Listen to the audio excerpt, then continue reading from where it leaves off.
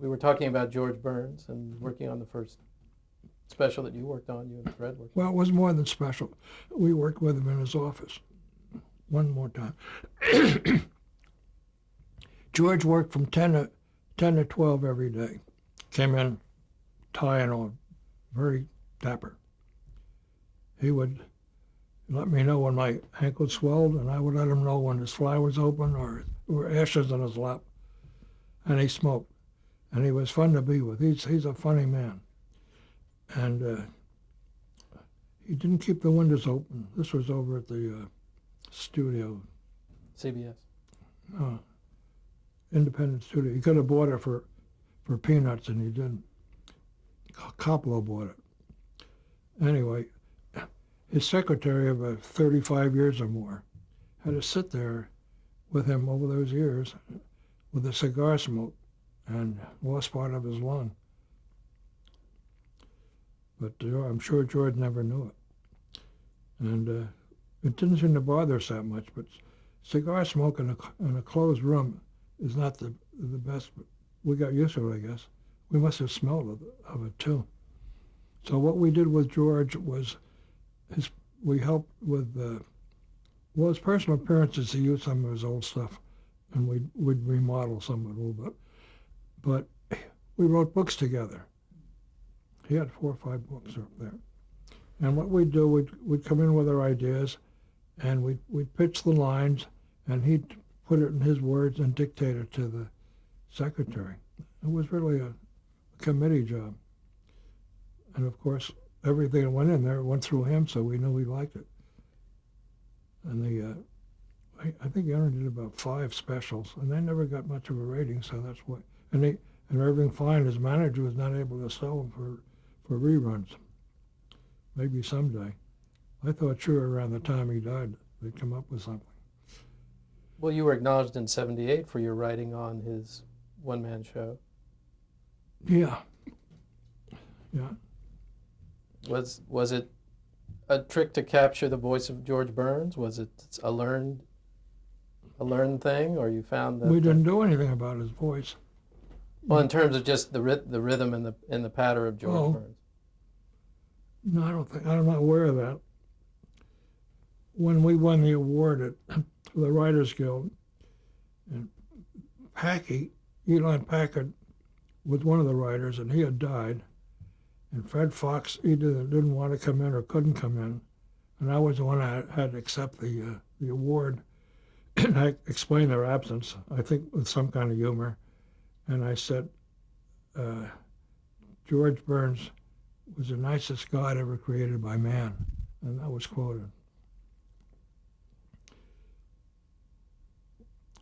We also try to do jokes on his age.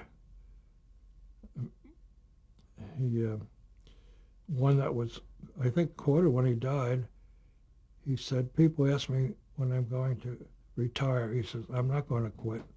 I'm going to keep working until I'm the only one left. And people, when they tell that to him, and he was. How was he towards writers, do you feel? Pardon me? How was he towards writers as a performer? Towards us, he was fine. I think in the earlier show, I hear he's quite a disciplinarian. But maybe he didn't sit down with them all. I don't know how it worked. But he said, I don't know about you guys. He said, I'm going to the club. He'd go over to the Hillcrest after, and he'd sit down with the boys, have a drink. I don't know if he drank then, but he drank pretty well. Then he'd go home, take a nap, get up and have a martini or two. I was very proud of a dedication to one of his books. It said, dedicated to the widows of my last 6 doctors. You got the opportunity in 1980 to write the sequel to a very successful George Burns film called Oh God. Was that an exciting prospect of writing back in motion pictures again since Elvis and writing for George? That was good because, we love the character. We love playing God because that gave us some great straight lines. What was it on? Oh, he sneezed once and said, bless me. We like that attitude. And then he did another one where he played the devil and God, which I couldn't understand at all. We had nothing to do with that. In 1983, you wrote your last special for George. Excuse me. In 1983. If you say so. Why was that the last time that you... Because they didn't renew for any more. The ratings weren't that good. I think that's the reason. Well, They were always liked. As you see, they won a couple of awards. But he was an old man. Evidently, he didn't have that kind of appeal to the television audience. well, around this time also you began a 14-year association with another famous comedian. Yeah. We commuted. We went from, what was the name of that studio off of Santa Monica Boulevard in Hollywood? General Service. That's where we worked with George. And then at 12 o'clock, we'd get our lunch somewhere and go out to our office in Encino and write for Bob Hope. Let's talk about that experience, writing for Hope and meeting him for the first time. Well, I went after that job because I read in the trades they were turning the writing staff over. So I I spoke to our agents, Shapiro and Lichtman. They were sort of a new agent, to try to get a job writing specials for Hope and not going out and doing all the personal appearances, because Hope did at least 200 a year sometime. That was a lot of work. So we just got hired to do that, except that during the negotiations, our agent said we weren't available because we were with George. So we took the negotiations out of their hands and got a deal with Hope and didn't have to pay commission for the rest of our professional life. You negotiated without an agent. And while Hope may have a reputation for being tight, we got raises every time we asked for it. Not frequently, we got raises. And so we had no complaint about the money. What we all complained about was we're never through writing.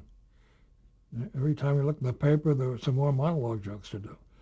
And when we said, Bob, this is too topical. By the time you get around to doing your show, it's not going to be in the show because we haven't got paid to do the show. So he conned us into saying that it would work. So we couldn't turn him down. Was he looking for quite a bit of volume from his writers? Yeah. Yeah. Incredible the amount of jokes he got. Hundreds every show. And they're all in the files. I don't know if he's going to go to where they go, to Congress or what. The writers called him Piggy because he always wanted more. And he called us once, let us know we're running behind the other writers. It was competitive a little bit that way in quantity. How did the ideas of the specials were quite varied? They were mostly told to us what he wanted to do. Probably came from him. Directed by Bob, or the ideas generated from Bob? They had different directors. But in terms of where the ideas came from for those I came from specials? Bob, I think. Maybe somebody came up with the idea. He was running for president. I don't know how he was going to run for president being born in England. just like in F Troop, Abraham Lincoln was a character. We said, Abraham Lincoln died. They wouldn't listen to us. Bob's specials used to combine a lot of people from different walks of life, country western singers and football stars. Was that a challenge as a writer to write bits that involved some of these non-comedic? You adapt yourself. We've been around so long, you adapt yourself. We had George Burns on as the oldest living ex-football player. He came on in a uniform. He was pretty funny. Just to see him was funny. How would you describe Bob as a talent, Bob Hope? As a talent? Well, he's an immense talent. He's funny. I can give you a couple instances of his humor. When Mac Miller was his press agent, the one who I had worked for in New York, he was on the road with Hope. Let's say it was Pittsburgh one Sunday, and Hope comes down the hotel lobby and sees Mac there. He said, why aren't you out at the press? He says, Bob, it's Sunday, they're not in. He says, what's wrong with door to door? So I mentioned that to prove that he's funny, because when I was at the, I guess it was Beverly, before it was Spago. It's one out in the valley now at Ventura and Bistro. The Bistro. Beverly, no, it was the Bistro Garden. Anyway, I was there with my wife, and on the way to the men's room, I passed Hope and his wife, and Betty Ford. I said, don't worry, Bob, I'm going to go right home and work on the monologue. He says, no typewriters here? It's the same humor as door to door. When I went to, I don't travel much, but I landed in Beijing at 2:30 in the morning once, and Jim Bacon, the author, columnist, was there. He didn't say hello. He said, Hope just called. He wants 10 Great Wall jokes by tomorrow noon. Did he veer a lot? That was a joke. He didn't call. Did Bob veer a lot from the script? That since he was an ad-libber, would he stay with the material? No. No, he stayed with the Oh, material. we had to. He got everything on cards. You're going to throw Barney McNulty. No, he'd rehearse in his dressing room with the guests, going over the cards. Okay. The only ones that didn't need cards for Hope were the singers, and they needed the cards for their songs. Why do you think he had such a longevity, or still has, I should say, still has such a longevity? Well, I think, like Jack Benny said about anybody on television, they have to like you. And I think Hope is universally liked, and he sure made a lot of friends when he entertained the troops. And I think they're still loyal to him. And also, if you know him, he's a very friendly, almost childish in some approaches, to very, very naive about a lot of things. In business, I think he said he was the first one to get a deal out of Paramount for part ownership of his movies. So he knows how to cut it. But he is naive about a lot of things. And like I say, I think some of these stars that were from humble beginnings relate some of the financial things to today, like very modest tipping. That's one way to think about it. Was this a throwback to their Yeah. salad days? There were a number of the specials on location. Did you have to go on location when you? Hope, no.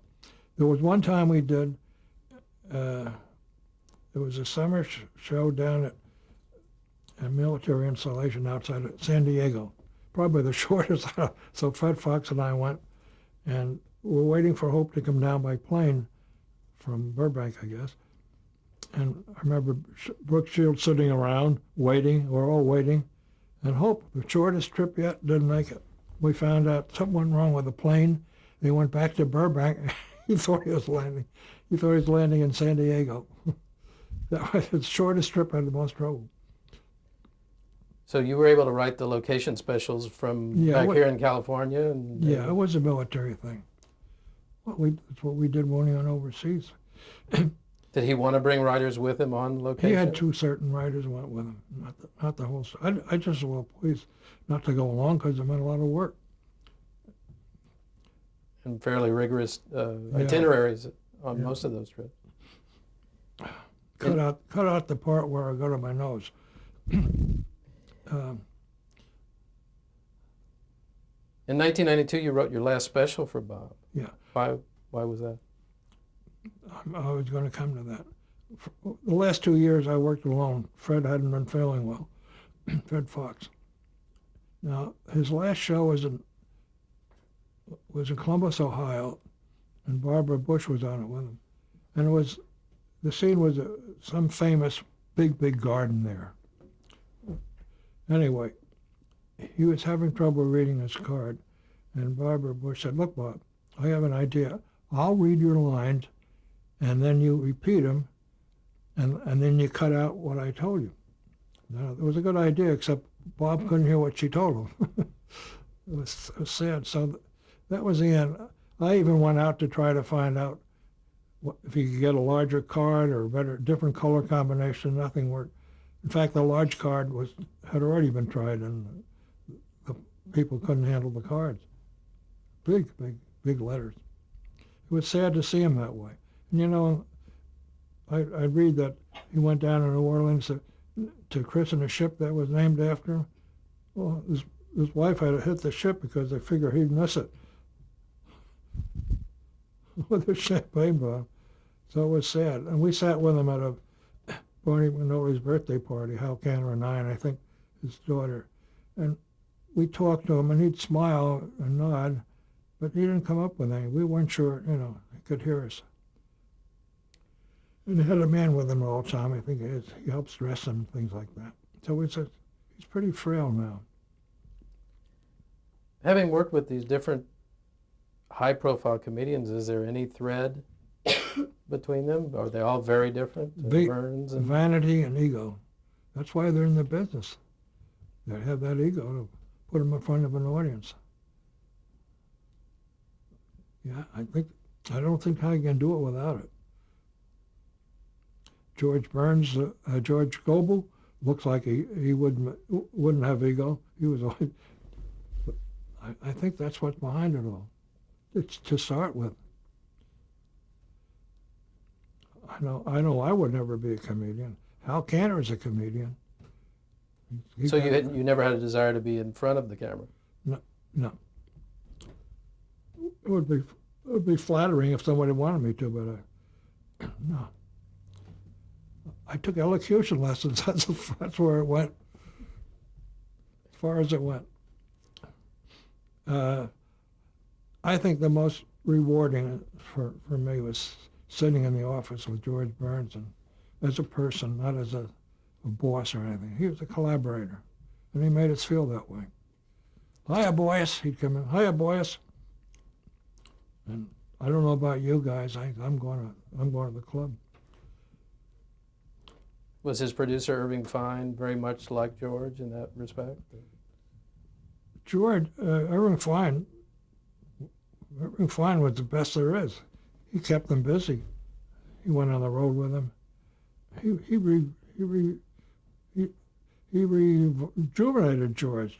George was lost without his wife.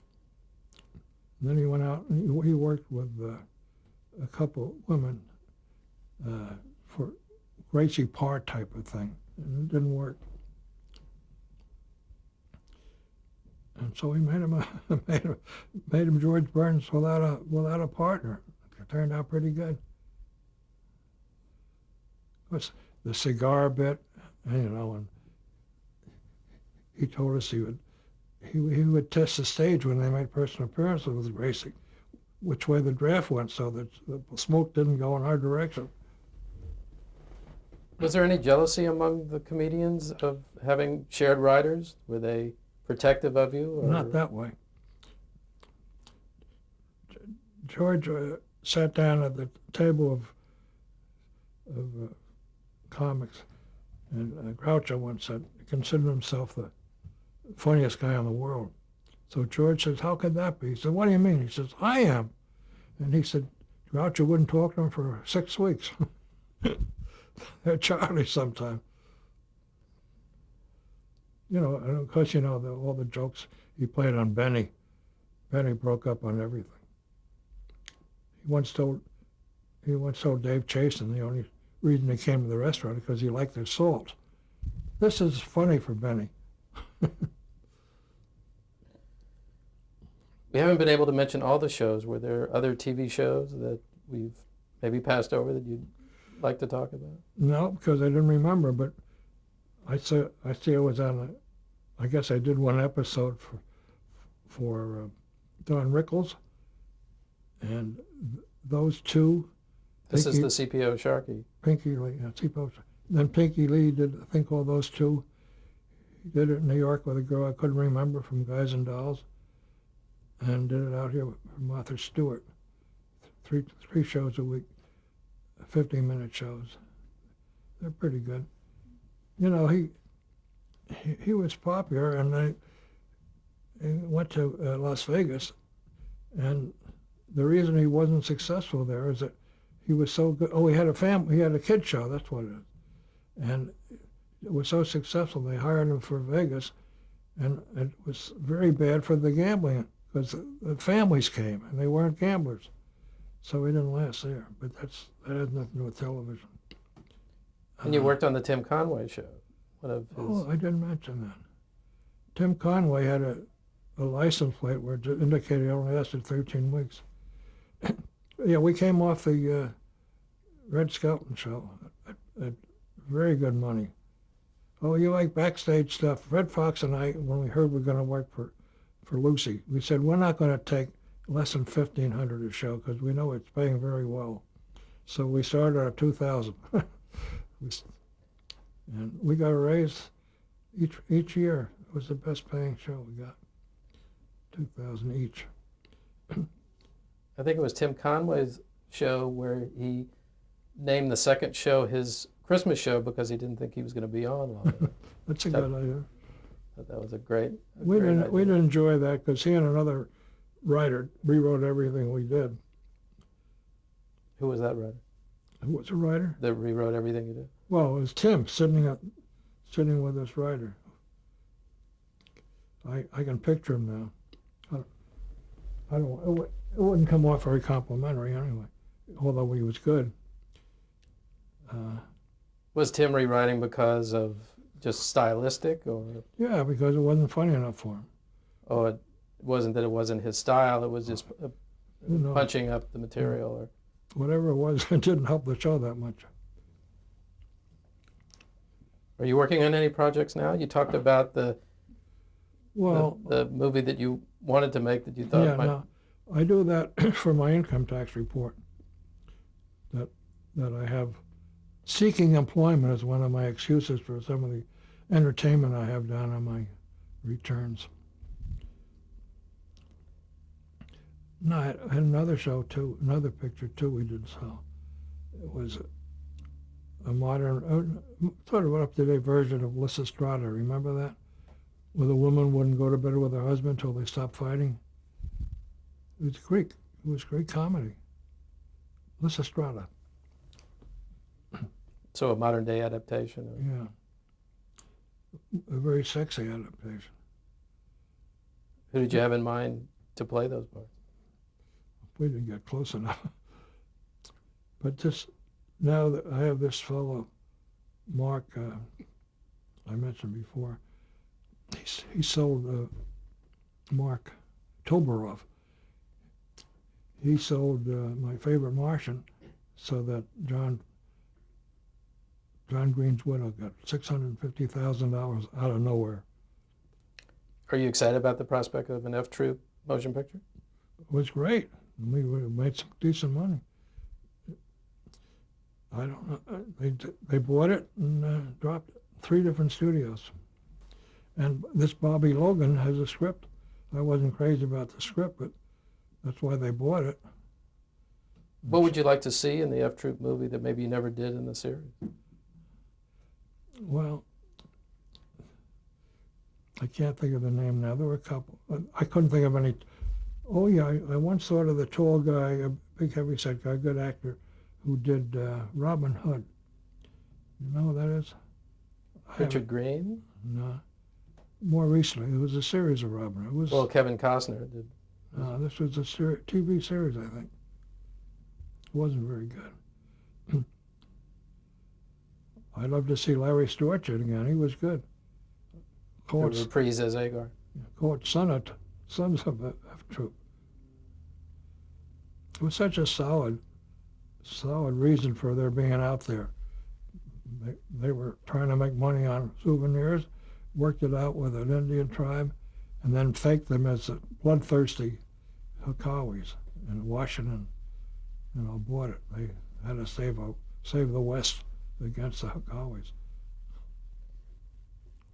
What do you think are some of the main ingredients that makes a comedy show successful? Is it a coming together of elements, or is it there's some? I think it all gets pretty much down to the people who are playing it. And if the story's right and the laughs are there, The show should be funny. I think most of it falls down in the writing. So it's a delivery as Yeah. well as delivering what is on the page. Yeah, I don't watch too much comedy anymore. I watch Frasier and the reruns of Frasier. I watch the reruns of what's the name? Show about nothing. Seinfeld. Do you see elements of the writing styles that your era brought to the medium that are in those shows? Anything I had to do with? Well, certainly, and just in terms of situation and. No, I see the format of Seinfeld as far as characters are concerned very much like Benny. You know, Seinfeld mostly has the characters playing around him. He's not the funniest one on the show. The others are more characters, right? He's pretty straight. He's a voice of reason. Do you think audiences have changed since the audiences that were watching the shows that you started in the 50s? They're expecting more in the way of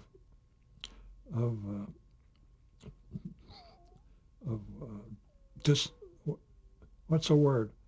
They're expecting risque shows, just like the movies do rewrites so they can call them what's the other one? What's under the one that they are part not PG. There's so many delineations, R and R. They all work for an R. So the achievement is to make more of an R TV comedy. Yeah, because kids, young people think G is pretty mild. Not for us. So do you believe the audiences are a little more jaded? The succeeding generations are a little. I can't imagine audiences changing.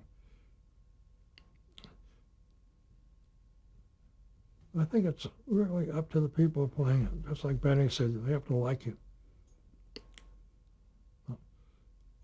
There are a couple of shows that wouldn't be on if they judge me whether I like the people or not. What would those shows be? The one that's been on forever, the guy does home improvement. I don't care for him.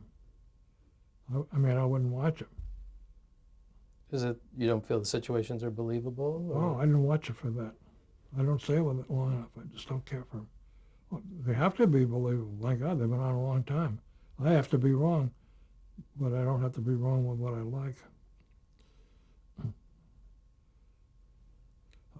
I think it's a good question. I've heard it many times. I never heard a good answer to it. Have audiences changed? I think you still need a comedian who knows how to cut it, for if you're talking about situation comedy. I mean, look at the who you mentioned before, Bilko. I mean, what a great idea right from the start. I gave it 3 months. I didn't think at that time there would be an army show. And we're going to stop tape. Is there more?